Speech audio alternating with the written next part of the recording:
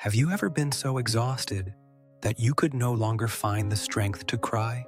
Most people assume that tears are the natural language of pain.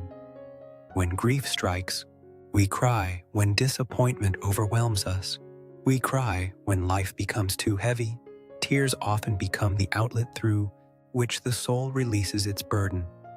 But there is another kind of exhaustion, one that is rarely discussed. It is the exhaustion that comes after the tears have already fallen.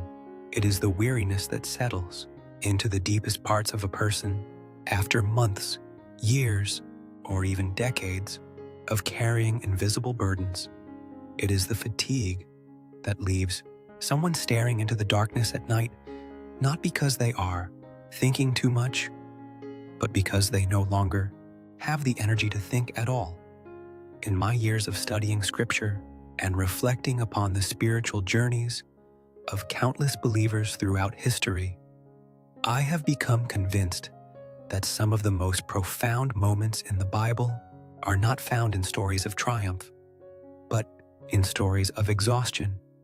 The Bible is remarkably honest about human weakness. Its heroes become afraid, its prophets become discouraged, its kings become broken, even its greatest servants sometimes reach the end of their strength. And perhaps this is why one of the most beloved invitations ever spoken by Jesus begins not with a command to achieve, but with an invitation to rest. Come to me, all who are weary and burdened, and I will give you rest. For nearly 2,000 years, those words have echoed across deserts and mountains, cathedrals and villages, prisons and hospitals, battlefields and quiet bedrooms. Yet I often wonder whether modern readers truly grasp how radical those words would have sounded when Jesus first spoke them. To understand their power, we must first travel back into the world in which they were spoken. The land of Judea in the 1st century was not an easy place to live. The Roman Empire governed with overwhelming authority. Heavy taxation burdened ordinary families. Political tensions simmered beneath everyday life. Farmers worried about harvests. Fishermen worried about survival. Parents worried about providing for their children. But beyond these visible pressures, there existed another weight, one that rested upon the soul. For many people, religion had become associated with obligation, expectation, and fear. The average person often felt caught between the desire to honor God and the painful awareness of personal shortcomings. Many lived with a persistent sense that they were never doing enough, never holy enough, never disciplined enough, never worthy enough.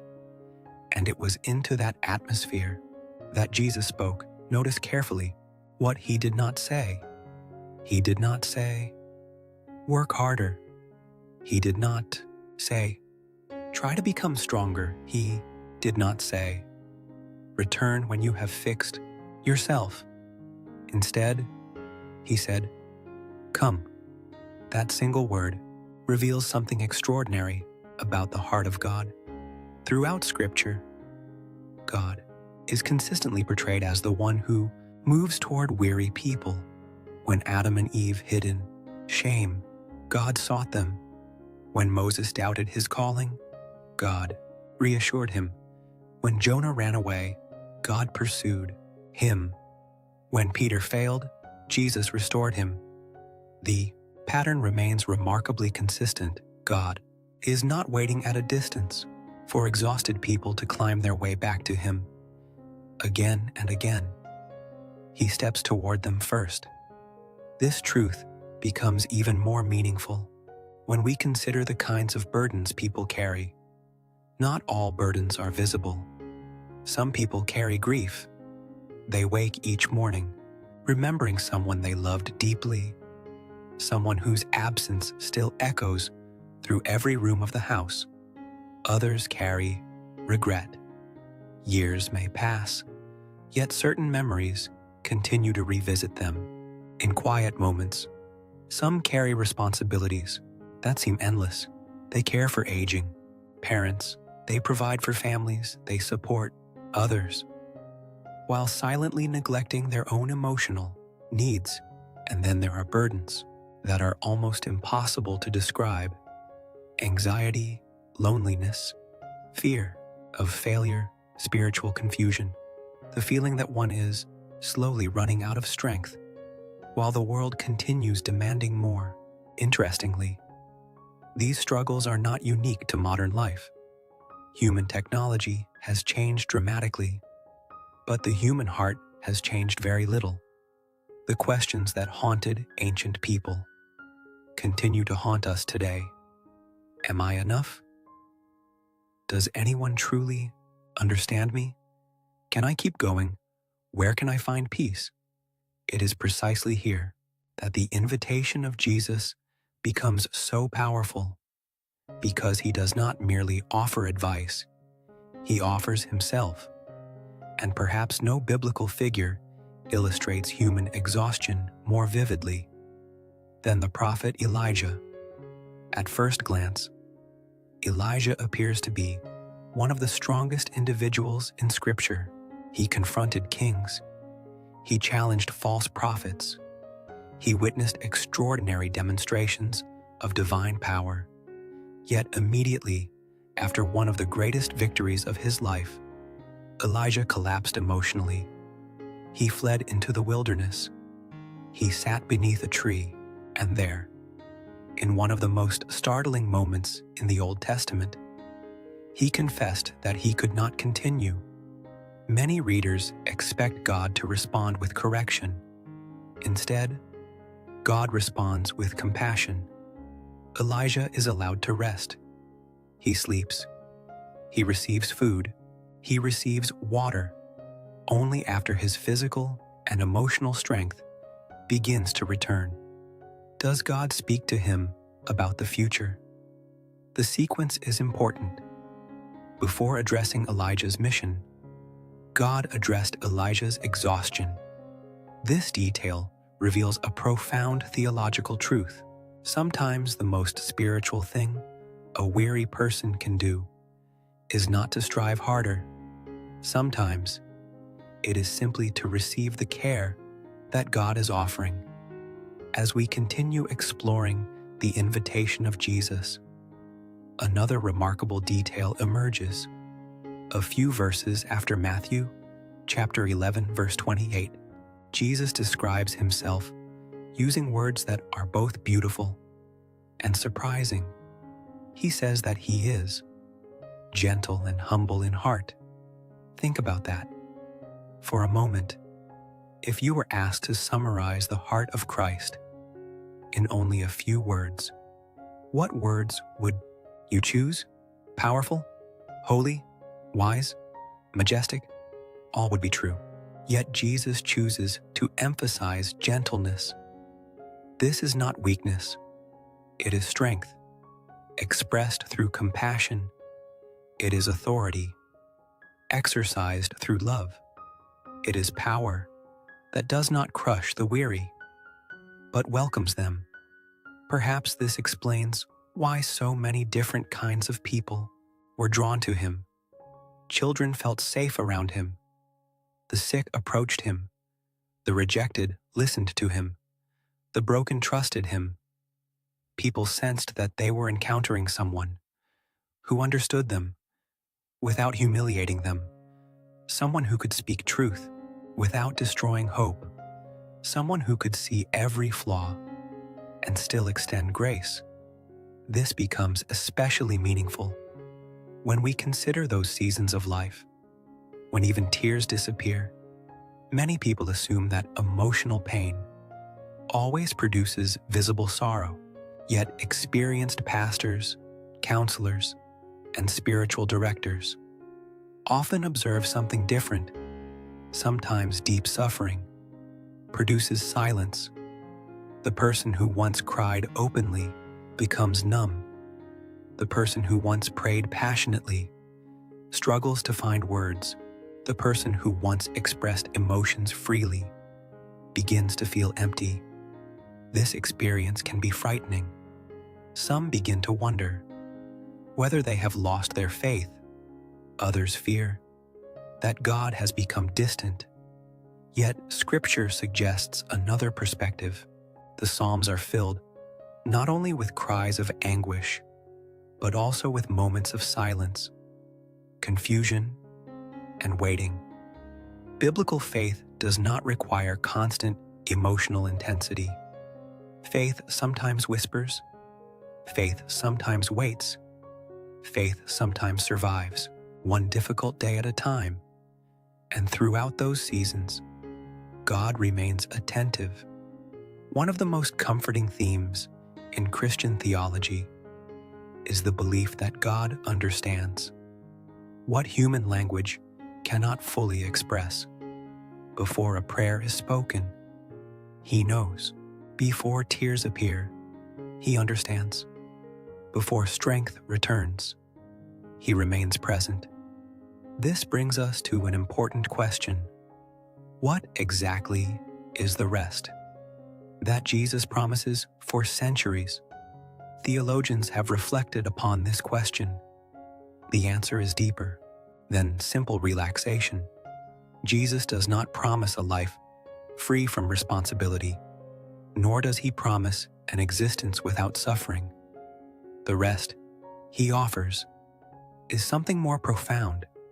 It is the rest of being known, the rest of being loved, the rest of no longer carrying life alone, the rest of trusting God, even when circumstances remain uncertain. In biblical thought, rest is closely connected to peace, not merely the absence of conflict, but the presence of wholeness. A person may enjoy a vacation and still feel restless. Another may face tremendous challenges and yet possess remarkable peace. The difference lies not only in circumstances, but in relationship. The invitation of Jesus leads people into a relationship that transforms how burdens are carried. The burden may not disappear immediately.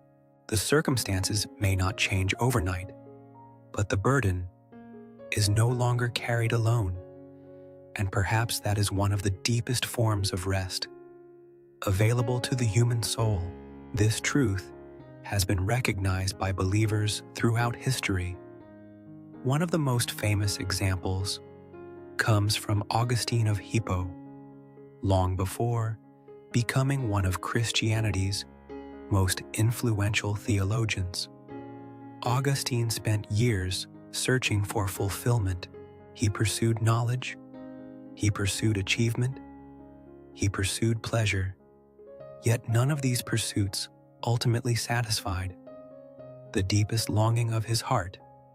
Eventually, reflecting upon his spiritual journey, Augustine wrote words that continue to resonate across the centuries. He observed that the human heart remains restless until it finds its rest in God. Those words endure because they describe something profoundly human. Many people believe exhaustion comes only from working too much. Sometimes it does, but sometimes exhaustion comes from searching for ultimate meaning in places that cannot provide it.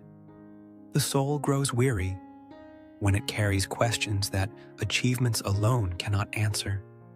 Questions about purpose, identity, belonging, love, hope. And this is precisely where Jesus speaks. With extraordinary tenderness, He does not shame the weary. For being weary, He does not condemn the burdened. For being burdened, instead, He welcomes them. As the passage continues, Jesus speaks about taking His yoke upon oneself. To modern readers, this image may seem confusing. A yoke was a wooden device used to join animals together for labor. At first glance, the metaphor appears contradictory. How can Jesus promise rest and then speak about a yoke? Yet this is where the beauty of the invitation becomes clear. The problem is not that human beings have responsibilities. The problem is that they attempt to carry everything alone. The yoke of Christ represents partnership, guidance, companionship. Instead of struggling in isolation, believers are invited to walk with Him. This transforms the entire experience of life. The burden may not disappear immediately. The circumstances may not change overnight. But the burden is no longer carried alone. And perhaps that is one of the deepest forms of rest available to the human soul. As I reflect upon our own generation, I find the words of Jesus more relevant than ever. Modern society celebrates productivity. People are constantly connected, constantly informed, constantly available. Many live surrounded by technology, yet experience profound loneliness. Many achieve remarkable success, yet feel strangely empty. Many appear strong, while secretly carrying unbearable exhaustion. In such a world, the invitation of Jesus sounds almost revolutionary. Human value is not measured by productivity. Worth is not earned through endless performance. A person is more than accomplishments, titles, or achievements. The voice of Christ cuts through the noise of a restless world and offers a different way, not a way of striving, but a way of coming, not a way of proving, but a way of receiving, not a way of carrying everything alone, but a way of walking alongside the one who understands. And this brings us back to the question with which we began. What does God say to those who are too tired to cry? The answer is remarkably simple. He does not begin with demands. He begins with an invitation, not condemnation, not disappointment, not rejection, an invitation, a gentle invitation, spoken by one who understands human weakness better than we understand ourselves. Perhaps that is why these words continue to comfort people across the centuries, because beneath all the noise, beneath all the striving, beneath all the exhaustion, there remains a voice that continues to call, a patient voice, a compassionate voice, a voice that has never ceased speaking. Hear me, come to me, rest. And for countless weary souls throughout history, that invitation has become more than a verse. It has become a lifeline, a reminder that exhaustion does not place anyone beyond the reach of divine compassion, a reminder that weakness is not the end of the story, and a reminder that even when we are too tired to cry, we are never too tired to be welcomed by the gentle heart of God. Thank you for listening, and if this message encouraged you today, take a moment to slow down, take a moment to rest, and remember, you do not carry your burdens alone. The invitation remains open today, tomorrow, and always. Come to me, all who are weary and burdened, and I will give you rest.